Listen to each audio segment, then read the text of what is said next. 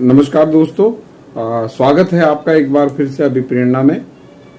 पिछले अध्याय में मैंने आपको लॉ ऑफ अट्रैक्शंस के बारे में, आकर्षण के नियम के बारे में उसका पहला भाग आपके साथ डिस्कस किया था। आज दूसरे भाग में एक बार फिर से हम लॉ ऑफ अट्रैक्शंस के बारे में बात करेंगे और साथ ही साथ बातचीत करेंगे कि किस तरह से आकर्षण का नियम हमारे आध्यात्म से जुड़ा हुआ है। और भगवान श्री, अभी कुछ ही दिन पहले जन्माष्टमी भी गई है, तो भगवान श्री कृष्ण जो है वो स्वयं एक बहुत बड़े मोटिवेटर रहे हैं और उनको सुनकर या उनको पढ़कर भी हम जिंदगी में बहुत कुछ सीख सकते हैं और आगे बढ़ सकते हैं। तो साथ ही साथ मैं ये भी कहूँगा कि आप लोग मेरे वीडियोस देख रहे हैं लेकिन सब्सक्राइब नहीं कर रहे हैं, तो मैं ये चाहूँगा कि आप लोग सब्सक्राइब भी करें, वीडियोस को देखें और उन सभी लोगों के लिए प्रेरणा के लिए वीडियो रिकॉर्ड किए जा रहे हैं कि जो लोग कहीं ना कहीं अपनी चीज़ों में गफलत में हैं या चीज़ों को ढंग से नहीं कर पा रहे हैं। साथ ही साथ ऐसी परिस्थितियां हर आदमी की लाइफ में आती हैं कि जब आदमी थोड़ा सा डिमोरलाइज हो जाता है, चीज़ों को डिसाइड नहीं कर पाता, तो वहां पर हम जैसे लोग थोड़ा सा हेल्प आउट कर सकते हैं, समझा सकते हैं कि देखो इनको ऐसे नहीं ऐसे करना चाहिए और ऐसे करके हम आगे बढ़ सकते हैं। सफल होना सभी का अधिकार है, सबको आगे बढ़ना है और बढ़ना भी चाहिए। तो आज के इस दूसरे भाग में जो मैं आपसे बातचीत करूंगा वो इसी से आगे, जो पहला भाग था उससे आगे की। तो दोस्तों, आज हम जो बातचीत यहाँ से शुरू करते हैं कि आपने गुरुत्वाकर्षण का नियम तो सुना ही होगा, लॉ ऑफ ग्रेविटी, कि किसी भी चीज को हम अगर आसमान की तरफ फेंकते हैं या ऊपर से कोई चीज नीचे गिरती है तो नीचे ही आती है, चाहे हम नीचे से फेंकें और चाहे ऊपर से कोई चीज अपने आप गिरती है तो भी वो नीचे आती है, क्योंकि वो गुरुत्वाकर्षण शक्ति के कारण नीचे आती है। लॉ ऑफ अट्रैक्शन भी ठीक इसी प्रकार काम करता है और ये एक तरह का प्रकृति का दिया हुआ एक वरदान भी है कि जो चीजें, यहाँ पर लॉ ऑफ अट्रैक्शन क्या होता है, लॉ ऑफ अट्रैक्शन हमारे थॉट्स को लेके होता है कि जैसा हम सोचते हैं ठीक वैसा ही परिणाम हमें मिलता है और वो जिस तरह की जो हमारी सोच होती है उसी तरह की चीजें हमारे आसपास आती हैं या हमारे से जुड़ने लगती हैं। अब कोई जैसे ग्रेविटी काम करती है, सब जगह एक जैसी ग्रेविटी होती है, पूरी पृथ्वी पे आप जाएंगे तो सब जगह एक जैसा ही मिलेगा। तो लॉ ऑफ अट्रैक्शन भी ठीक इसी प्रकार से आपको सब जगह एक समान रूप से काम करता हुआ मिलेगा। सिर्फ ये है कि हम लोग चाहे उसे जाने या न जाने, लेकिन लॉ ऑफ अट्रैक्शन काम करेगा, चाहे हम नहीं भी जानते तब भी काम करेगा। अब लॉ ऑफ अट्रैक्शन काम करता है थॉट्स के ऊपर, विचारों के ऊपर। मैंने पहले भी कहा था कि जैसे कोई भी चीज हम सोचते हैं अपनी लाइफ में, कोई भी सपना देखते हैं कि हमको इस चीज को इस तरीके से पूरा करना है, तो हम उसके लिए एक प्लान बनाते हैं, काम करते हैं, एक योजनाबद्ध तरीके से आगे बढ़ते हैं और फिर हम उस चीज को करने लगते हैं। जब हम करने लगते हैं तो यूनिवर्स जो है वो भी हमारे को उस चीज में हेल्प आउट करता है, सहायता प्रदान करता है और हम उस चीज में उन चीजों को हमारी तरफ को खींचने की कोशिश करता है, वो चीजें हमें प्राप्त होने लगती हैं। जनरली क्या होता है कि हर तरह का विचार, कोई भी थॉट्स आपके मन में आए, वो एक तरह की ऊर्जा है, एनर्जी है। हर चीज की एनर्जी अलग अलग होती है, कहने का मतलब है उसकी डेंसिटी अलग अलग है। आप हैं, मैं हूं, कोई जानवर है, एनिमल्स हैं या फिर कोई और वस्तु है, इन सब की एनर्जी आपको अलग अलग, चाहे पृथ्वी है, आकाश है, सबकी एनर्जी अलग अलग है और अलग अलग एनर्जी, अलग अलग डेंसिटी होती है। मैंने कहा भी था कि ये एनर्जी जो होती है, ये एनर्जी नष्ट नहीं की जा सकती। जिस रूप में है वो अलग अलग रूप होंगे उनके, हर चीज की एनर्जी अलग है। आपकी एनर्जी अलग है, जानवरों की एनर्जी अलग है, पृथ्वी की एनर्जी अलग है, आकाश की एनर्जी अलग है, सबकी ऊर्जा अलग अलग है। बस फर्क इतना है कि इनकी डेंसिटी, इनकी जो फ्रीक्वेंसी है वो अलग अलग है। जब हम किसी पर्टिकुलर फ्रीक्वेंसी का कोई विचार सोचते हैं, आप यूं समझ लीजिए कि जब आप रेडियो पर कोई स्टेशन लगाते हैं तो एक पर्टिकुलर फ्रीक्वेंसी में लगाते हैं और जब उसके आसपास पहुंचने लगते हैं तो ऑटोमेटिकली वो थोड़ा थोड़ा वो कैच करने लगता है। ठीक इसी प्रकार से हमारे विचार भी, जब हम जिस तरह का सोचते हैं तो उसी तरह से वो चीज़ें हमारी तरफ को आने लगती हैं, बढ़ने लगती हैं, और एक दिन ऐसा होता है कि हम उन चीज़ों को उसी रूप में ग्रहण कर लेते हैं या पा लेते हैं जैसा हम चाहते हैं। तो आपको मेरा कहने का मतलब है कि जो चीज़ आप जिस भी चीज़ के बारे में सोचते हैं, अब वो चीज़ उस जैसी चीज़ें ऑटोमेटिकली आपकी तरफ आने लगेंगी। पॉजिटिव सोचेंगे तो पॉजिटिव चीज़ें आपकी तरफ आएंगी, नेगेटिव सोचेंगे तो नेगेटिव चीज़ें आपकी तरफ आएंगी। ये लॉ ऑफ अट्रैक्शंस के अंदर बहुत आप जब पढ़ेंगे, मैंने आपको कहा था कि रोंडा बर्न की ये बुक है द सीक्रेट करके, आप इसे एक बार ज़रूर पढ़ें। और भी बुक्स हैं उनकी, द मैजिक है, द हीरो है। तो रोंडा बर्न की जो ये वाली किताब है सीक्रेट वाली, द सीक्रेट वाली, इसमें एक चरवाहे की कहानी है बेसिकली, और उसी के बेस्ड ये पूरी बुक लिखी गई है। लॉ ऑफ अट्रैक्शंस के अंदर हम जब कहते हैं कि ये चीज़ें, सभी चीज़ें एनर्जी से बनी हुई है, और ये तो यूनिवर्सल ट्रूथ भी है दोस्तों की, सारी चीज़ें जो है कहीं ना कहीं किसी ऊर्जा से बनी हुई हैं, ऊर्जा से निर्माण। इवन गीता में भी कहा गया है कि हम जो है आत्मा, वो एक एनर्जी है, और एनर्जी को न तो आप नष्ट कर सकते हैं, न जला सकते हैं, न ये जन्म लेती है, और न ही ये इसकी मृत्यु होती है। इसका स्वरूप बदलता है, एक रूप से दूसरे रूप में ये परिवर्तित की जा सकती है, सिर्फ इतना ही होता है। तो एनर्जी के अंदर क्या होता है कि हम जो डेंसिटी उस एनर्जी की, जो डेंसिटी है उस एनर्जी के अंदर, वही एनर्जी की डेंसिटी की चीज़ें हमारे को दिखाई देने लगती हैं या हमको मिलने लगती हैं। क्योंकि सब चीज़ें एनर्जी से जुड़ी हैं, तो इसलिए जो है वो उसी तरह की एनर्जी को सर्च करने लगता है यूनिवर्स के अंदर या इस ब्रह्मांड के अंदर। तो हम ऊर्जा को, जिस फ्रीक्वेंसी को हम यूज कर रहे हैं, हमें उस फ्रीक्वेंसी पर फुल फेथ होना चाहिए, पूर्ण बिल्कुल आस्था होनी चाहिए। आस्था की बात है कि चीज़ें फिर उसी हिसाब से कन्वर्ट होने लगती हैं और उस हिसाब से चलने लगती हैं।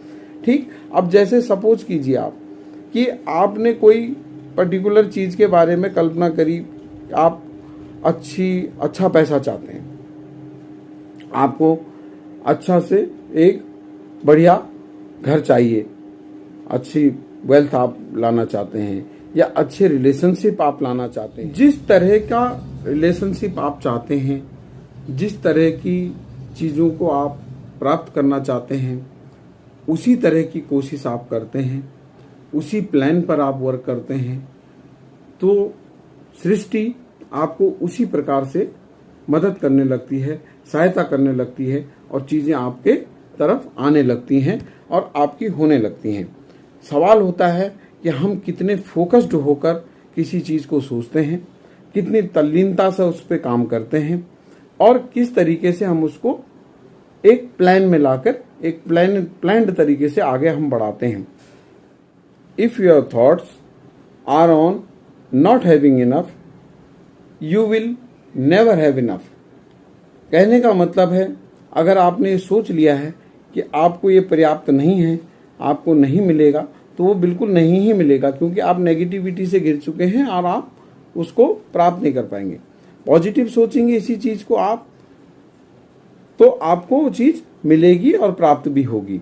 जनरली जब आप किसी भी चीज़ पर फोकस करते हैं, तो आपको वो चीज़ प्राप्त होती है, मिलती है, और आपकी कोशिशें वो चीज़ आपको एक ना एक दिन दिला देती हैं और आपके पास वो चीज़ें होती हैं। फिर जो चीज़ें आपको मिली हैं, सोचिए कि आपका अपना एक मकान हो गया है, घर हो गया है, तो वो घर भी आपको जो मिला है, वो कहीं ना कहीं आपके अतीत में जो विचार आपके थे, जैसा आपने सोचा हुआ था, उसके अकॉर्डिंगली आपने काम करा और तब आपको वो चीज़ प्राप्त हुई है। तो कहने का मतलब है कि कहीं ना कहीं किसी चीज़ को आपने अगर प्राप्त किया है, तो वो अगर आज की डेट में आपको मिल चुकी है, तो वो आपको आपके अतीत में जो आपने चीज़ें डिसाइड की थी उसके हिसाब से मिली हैं। रामचरितमानस में भी ये बात कही गई है कि जाकी रही भावना जैसी, पर्व मूरत देखी तिन तैसी। यानी कि जिस प्रकार हम सोचते हैं, चीज़ें ठीक उसी प्रकार हमें दिखाई देती हैं। तो हमको सिर्फ अपने सोचने और अपने नज़रिए को उस हिसाब से डेवलप करना होता है कि वो हमारे को कहीं ना कहीं एक विकासशील रास्ते की तरफ लेके जाए और कहीं ना कहीं हमारा विकास हो। दूसरा दोस्तों, परिवर्तन।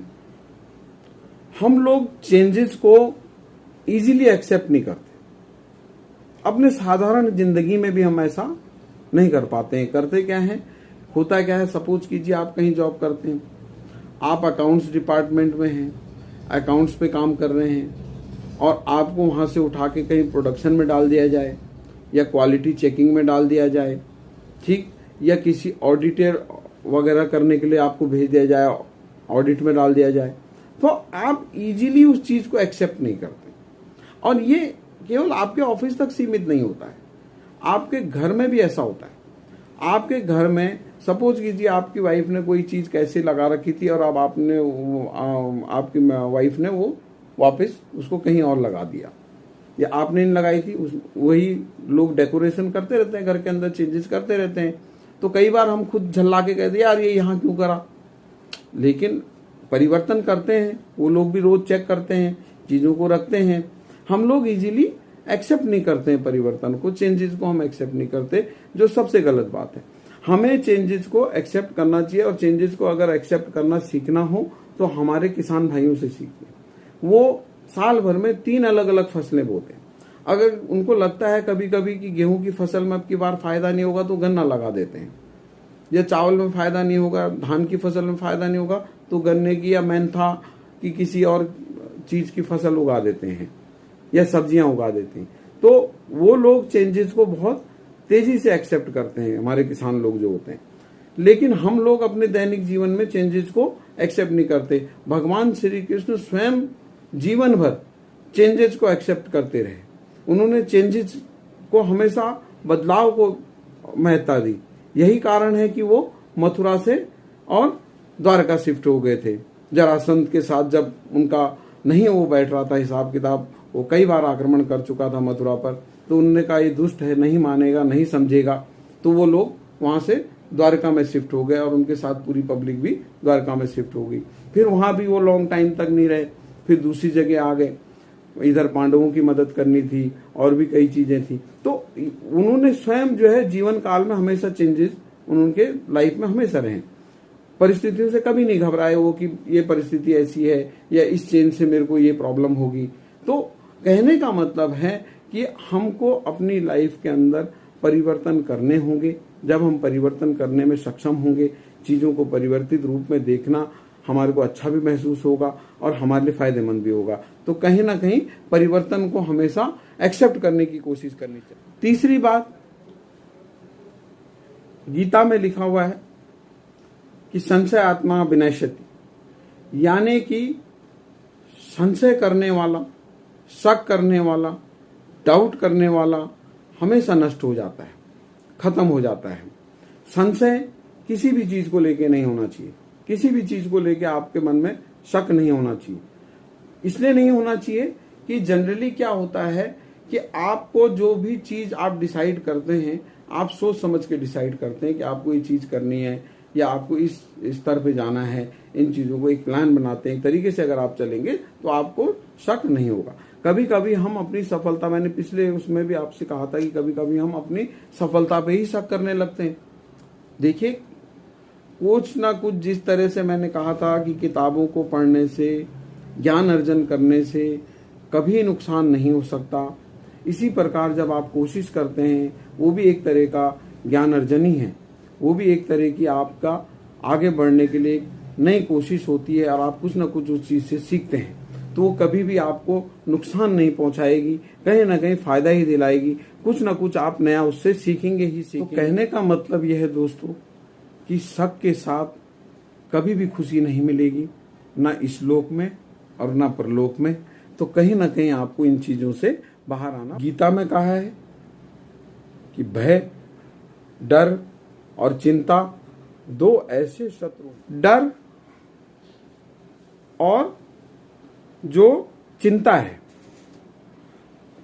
डर और चिंता, ये दो ऐसे शत्रु हैं कि जो हमारी तमाम खुशियों को, हमारी जो शांति है, उसमें हमेशा बाधा डालेंगे। ये बात गीता में कही गई है। अगर आप गीता पढ़ते हैं या पढ़ी हैं आपने या देखा है, आजकल तो बहुत सारी चीज़ें आपको यूट्यूब वगैरह पे मिल जाएंगी, तो आप वहाँ भी अगर ये पढ़ेंगे तो वो लोग भी, भगवान श्री कृष्ण ने स्वयं कहा है कि आपको डर और चिंता, इन दो चीज़ों से हमेशा बच के रहना। दूसरा दोस्तों, जो जीवन है वो एक यात्रा है और हर आदमी ये चाहता है कि उसकी यात्रा हमेशा मंगलमय हो, शांतिपूर्ण हो और सुखी यात्रा वो अपनी जिए। जीवन मंजिल नहीं है, मंजिल है, मंजिल के लिए आदमी कोशिश करता है, पहुंचना चाहता है, अपनी मंजिल पाना चाहता है, लेकिन जीवन एक यात्रा है और वो यात्रा जितनी सुखद होगी उतनी खुशी कई बार आपको अपनी मंजिल हासिल होने पे नहीं होगी, जितनी खुशी आपको उस यात्रा को करने से होगा। फिर आप अपने एक अच्छे मित्र आप स्वयं खुद हैं, आप खुद एक अपने बहुत अच्छे दोस्त हैं और जितना आप अपने आप को समझ सकते हैं शायद ही कोई समझ पाए। हर आदमी अपनी आपकी जितनी भी परेशानियां हैं या जितनी भी आपके डाउट्स हैं, प्रॉब्लम्स हैं, उन सब का हल केवल आप ही के पास है और किसी के पास नहीं है।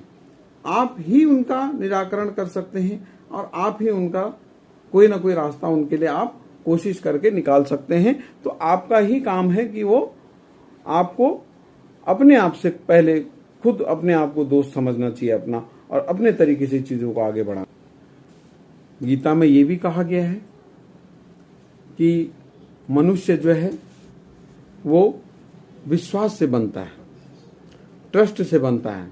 आप जैसा विश्वास रखते हैं ठीक वैसा ही पाते हैं, वैसा ही चीजें आप बना पाते हैं जिस तरह से आपका ट्रस्ट होता है, विश्वास होता है। तो आपको अपने विश्वास को हमेशा बनाए रखना चाहिए और विश्वास करना चाहिए चीज़ों के ऊपर। जिन चीज़ों को आपने डिसाइड किया है, जिस तरीके से आप उनको करना चाहते हैं, जहां आप आगे बढ़ना चाहते हैं, उन चीज़ों को उसी तरीके से आपको आगे बढ़ाना होता है। उस पर आपको पूरा फुल फेथ होना चाहिए कि हाँ, ये चीज़ आप कर रहे हो और अवश्य होगी और इसी तरीके से होगी। दो चीज़ें अपने आप आपके पक्ष में होती चली जाएंगी। तो दोस्तों, आज के लिए बस इतना ही। आगे फिर एक नए विषय पर आपसे बातचीत करूंगा। जिन लोगों ने मेरा चैनल सब्सक्राइब नहीं किया है वो जरूर सब्सक्राइब करें, बने रहें मेरे साथ। अभिप्रेरणा में, मोटिवेशन में कहीं ना कहीं ये चीज़ें या ये बातें आपके जीवन को प्रभावित करेंगी। आप ध्यान से सुनेंगे तो चीज़ें आपको कहीं ना कहीं एक नई दिशा की तरफ, एक नए निर्माण की तरफ लेके जाएंगी। धन्यवाद।